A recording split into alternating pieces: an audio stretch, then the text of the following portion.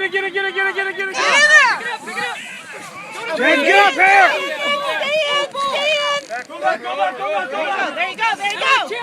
There you go, put him down, there you go. They're laughing when they tackle each other. So we are nursing students, and our job is to teach someone in the community something medical, give you guys some education, okay? So we're choosing to talk about concussions today. We're just going to take about 15 minutes at the end of your practice to talk about concussions. So I need a volunteer who's short. Corey Trejo. I'm not sure. Jared, tell us more. You need to be able to reach your head. Okay. Stand on the bench. Okay, so you guys know your brain is inside your skull, this hard, bony case inside of your brain, right? But it's not like a hard-boiled egg where the bony case is really tightly wrapped around your brain. It's more like a raw egg, and your brain would be the yolk in there. So if your head takes a hit, you could, if you took that egg and hit it against something, you might have a broken shell, which would be like a skull fracture, which is a different kind of injury. We're talking about concussions. That means that the yolk of that egg inside has been sloshed in the fluid that protects it and cushions it. And so if you hit this guy's head on something, it might look fine on the outside, but inside, what happened? If you took that egg and shook it a little, that yolk is kind of scrambled, right? You guys remember Jake Spiller getting a concussion on the football field a few years ago? Was anybody there to see that? And he walked around in little circles for a little while. His yolk got scrambled, okay? That means that there was an injury to his brain and it wasn't functioning properly, and that's why he was walking around, kind of lost, kind of dizzy. Thank you, Corey. You can sit. Good job. So now I want anybody who has had a concussion to please stand up. If you've ever had a concussion, please stand up. This is how common a concussion is amongst rugby players and athletes to begin with. So if you've had two or more concussions, please do standing. Everybody else can sit.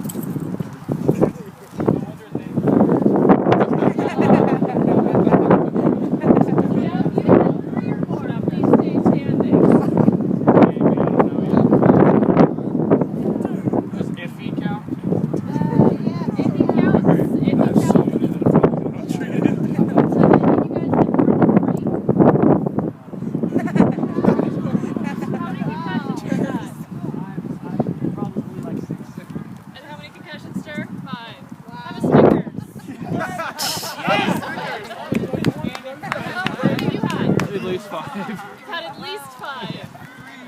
Snickers consolation prize. So if you want to pass out some quizzes to see what you guys know, only take the front half of the quiz. Take one, pass it around. You run out, it's okay.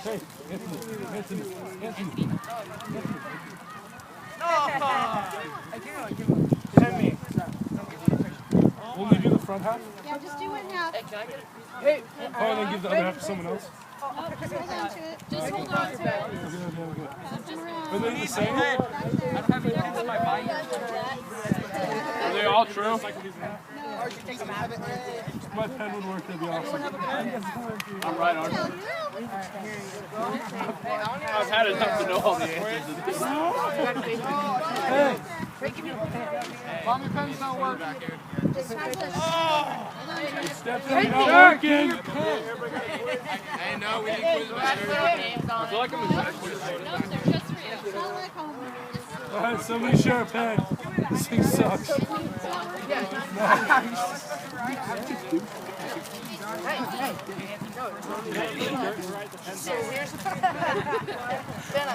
not complicated, guys. Pen's dead. Oh, I'm sorry.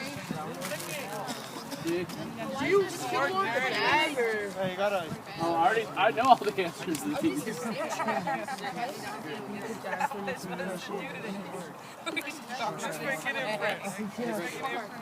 Yeah, if you just kind of mark it so you know for yourself. Yeah, stab a hole. There we go. I like his idea. Poke a hole on the answer that you like. TTTT. Sean's like, I've had 3 concussions. Did you fill out your plan? Hey, but at least I can fill mine out. Punch it hole. Hey, don't hit on the hole. Number 5. Oh, you got it. No, just hold on to it. Just keep it. Ow! I'm going to give you another 30 seconds. Stop this right now. Oh! Got a concussion. No, not graded. Ouch. You got an concussion.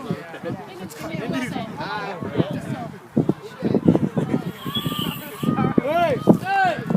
Okay. Number 1. Hold it up so I can read it. Glenn Denny. Same test. Don't answer For number 1, you can die from a concussion. True. You can get a brain Very good answer. That is correct. Answer next. Listen up, guys. That is true. You can die from a concussion because of the bleeding that can happen inside your brain. Okay? So what did you put for number 2? You put false.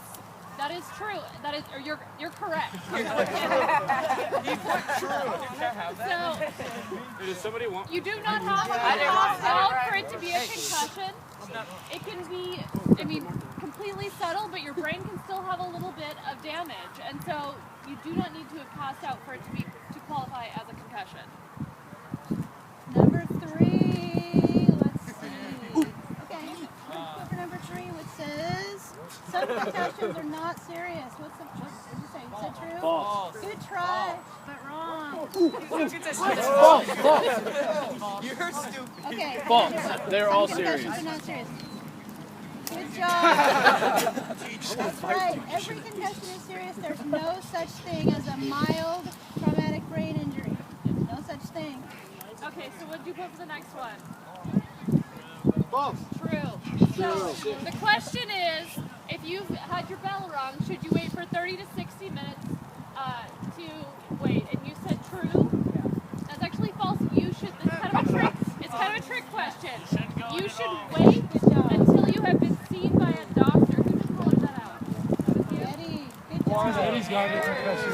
You should wait until you have been seen by a doctor. So it's not 30 to 60 minutes. It's indefinite until someone gives you clearance to get back on the field and play, which I know is really hard, but it's better to be safe than sorry. All right, 5th question. Ibuprofen is not safe to take. Two. True. That is Favorites. Your Oh, Wait, good is it really answer, not safe to too. take? not safe. Do you know why? That's right. You shouldn't take ibuprofen for the headache that you get after a concussion. It's not safe because ibuprofen thins your blood, makes you bleed. Okay. So now we're going to go over some signs and symptoms of a concussion that you should keep an eye out for, not just for yourself, but for your friends. So one is going to be kind of dazed and stunned. If someone's, they're just walking around, not quite sure, like she was talking about walking around in circles kind of absently, that's a sign of a concussion. Another sign of a concussion would be confusion. If you don't know, we always ask you, what day is it? You've been taught to memorize Saturday. And we've gotten a little smarter. We ask you things like, what's you have for breakfast? Where are you? Who are you playing? What's the score? You can't answer those questions. You may have a concussion.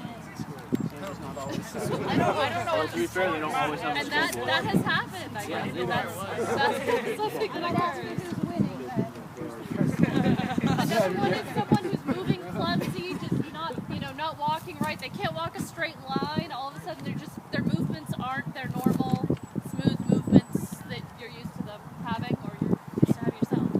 Another one is a change in your personality or your behavior. Not all your coaches, maybe from another team, know everybody on this team, but you guys know each other. You might know if he's not acting like himself. That's not right. Something's wrong with him. Really common one that's easy to notice in yourself is nausea and vomiting. You start having that upset stomach and, there's no reason for it and it comes out of nowhere after a hit, then you know that there might be something to be aware of. And obviously, headache or feeling a lot of pressure in your head. Okay, so now we're going to talk about what to do if you suspect. We've talked about what to look for, but now what do? So you think you have one or you think your teammate has one? The first thing you need to do is you need to go tell your coach. You need to tell the medic, a responsible adult. If your parents are here, just tell somebody. Even if it's the mildest suspicion, letting them know, then they can be aware and keep an eye out for you. You need to rest, no play, and that means resting your brain, and unfortunately that means no TV, no video games, even reading a book could put too much stress on your brain when you're recovering. You know that. It's hard to keep yourself rested when you're doing that. Another thing is to keep an eye on your teammate who's had a good hit. If I was helping out doing medical stuff with the team, I only know a couple of you, I don't know very many of you, so I might not notice that something's not right with him, but your friend might, so keep an eye out on each other after a hit. Okay, this one's really important. Let's say somebody got a concussion like this guy over here, who was out of play for weeks. Do you guys remember that? Yeah. So something you guys can do is really encourage your friend. Don't call him up and say, come on out and play, it's not that serious. He's having a hard time, he's bored, he's home, and he can't do anything. And it's up to you guys to support him. Feeding the poor now? He's your friend and he's your teammate, and it's tough for him. And you can encourage him to do what the doctor told him to do. Okay? That's what you can do for him. So now we would love it if you guys would flip the test over and take it again. And see if you get a different answer. So now you can get the good score.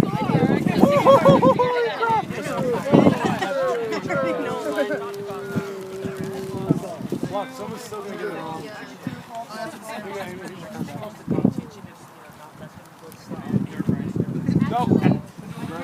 is a good question, you guys. Yeah, your coach just asked, is it true that you shouldn't go to sleep after you have a concussion? False. That's actually a myth. It's okay to go to sleep after a concussion, but you should have somebody that can watch you and maybe wake you up once in a while. If you cannot be awakened, that's 911. It's okay to sleep as long as someone's taking care of you. Yeah. Isn't you supposed to like every hour and a half to make sure? So, before we let you guys go, So, when you're done, if we get the test back, that would be great. hold on. But first we're going to ask, and we have bribery still, who can name, I need 4, one from whoever, I need a sign and symptom if you have not had a candy here. Nausea! Hey, Nausea! there's one. Zach, you get all the candy. You get all the candy at Fairfield and Elsa's. There you go. Your personality. Different personality. I had They're nothing already, delirious. but whatever, have a candy. What's yours? Oh, they're like walking funny. Delirious. They don't know where they're at. Hold up, guys, hold up. Walking around in circles. Yeah. Confusion.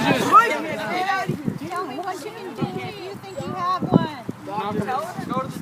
Good job. Knock it off. All right, you guys all passed. Guys, we got us back. Get back in the game. Go get